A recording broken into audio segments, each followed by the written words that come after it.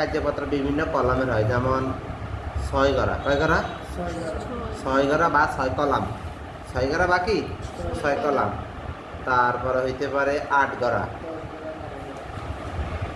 10 গড়া, আমরা 12 গড়া। আর আমাদের জন্য সবচাইতে ইম্পর্টেন্ট হচ্ছে 10 গড়া, কয় গড়া? 10 গড়া। আমাদের জন্য ইম্পর্টেন্ট হচ্ছে সবচাইতে ইম্পর্টেন্ট কত? 10 গড়া। এখানে কি কি থাকবে? এখানে থাকবে রে আমির, সমন্বয়,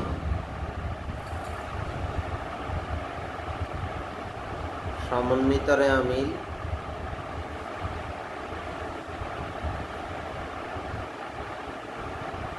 আয় বিবরণী,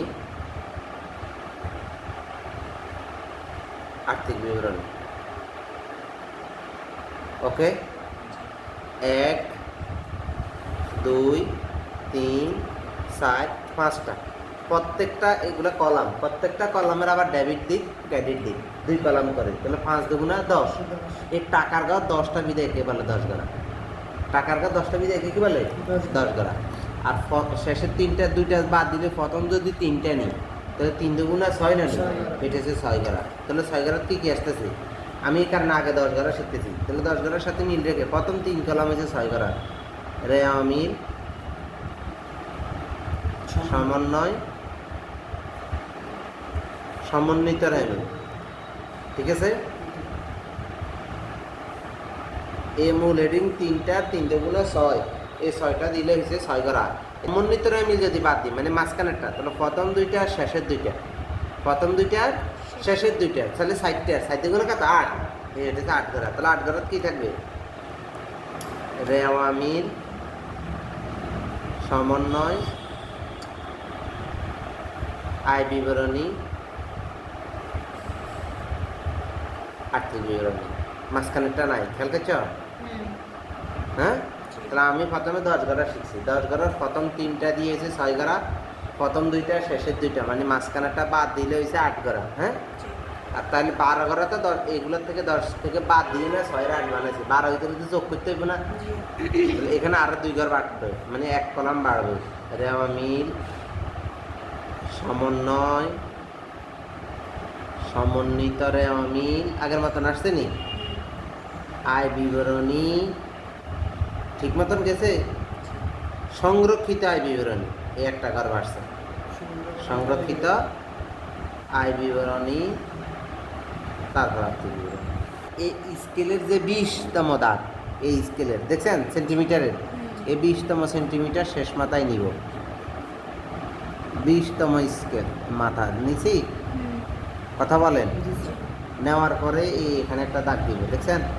প্রতি 2-এ একটা দিব, 2 4 6 8 10 12 14 16 18 20টা শেষ মাথায় আছে, তাহলে আর ঘর সব সমান থাকবে। কেমন?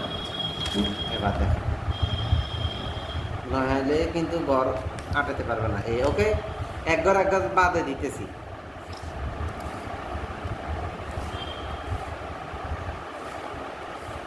ওকে, আর এই হেডিং এর ঘরটাকে অর্ধেক করলাম। কেমন? এবার যেটা যেটা মাঝখান দিয়ে বাকি রাখছে ওইটা বরাবর, কিন্তু ওই অর্ধেকের ঘর থেকে, হেডিং এর অর্ধেক থেকে। হ্যাঁ,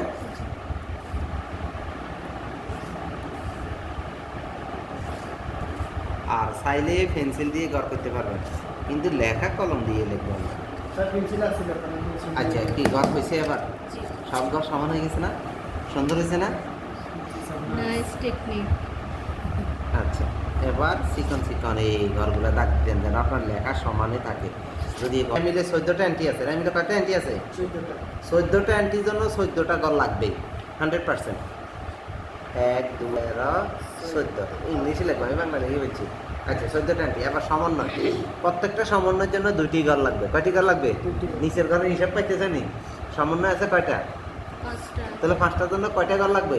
10টা। এখন কেন আগে প্রথমত, কারণ প্রত্যেকটা এই র্যামিল, এটা হচ্ছে র্যামিলের অ্যান্টি, র্যামিলের অ্যান্টি জাবেদা হয়েছে, খতিয়ান হয়ে তারপর র্যামিল আসছে, মানে এগুলো 2টা দিকের সাথে প্রভাব আছে, কিন্তু সমন্বয় মানে এগুলো এখনো জাবেদা হয় না। কি হয় না?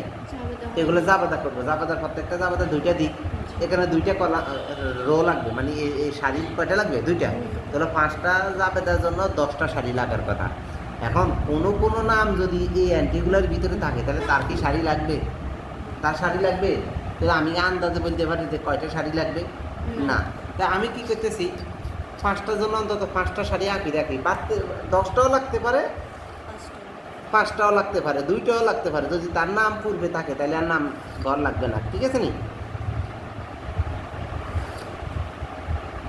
আমি অন্তত 5টা করে রাখছি, কেমন? আচ্ছা, এগুলো দিন পরে দেখেন। আবার এখানে হচ্ছে সিরিয়াল নাম্বার, এটা হচ্ছে অ্যাকাউন্টস টাইটেল অথবা ডিটেলস, কেমন? এখানে রেয়ামিল মানে ট্রায়াল ব্যালেন্স না? এদিকে তাকান, এটা সমন্বয় মানে অ্যাডজাস্টমেন্ট। এটা হচ্ছে এই সমন্বয় আর রেয়ামিল যোগ বিয়োগ করি, এখানে সমন্বিত রেয়ামিল, অ্যাডজাস্টেড ট্রায়াল ব্যালেন্স। হ্যাঁ, এটা আয় বিবরণী মানে ইনকাম স্টেটমেন্ট বা ইনকাম সামারি। এটা উদ্ধৃতপত্র মানে ব্যালেন্স শিট। কি বাংলা ওই পাশে লিখে দিচ্ছি না? এবারে এদিকে ডেবিট ক্রেডিট।